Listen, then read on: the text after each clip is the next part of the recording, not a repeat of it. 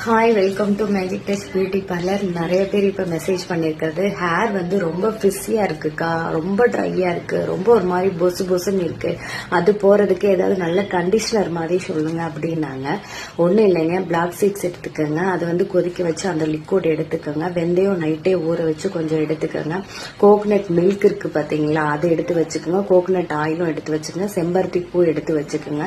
இது எல்லாத்தையுமே லிக்விடா எடுத்து நீங்க மிக்ஸ் பண்ணீங்கன்னா, அது கூட ஆலிவேரா ஜெல்லி மிக்ஸ் பண்ணீங்கன்னா ஒரு மாஸ்க் மாதிரி வரும். அதை வந்து வேர்ல படாம இங்க ஹேர்ல படுற மாதிரி ஷாம்பு போட்டு முடிச்சதுக்கு அப்புறம் இங்க மட்டும் போட்டுட்டு ஒரு 10 நிமிஷம் வெயிட் பண்ணுங்க.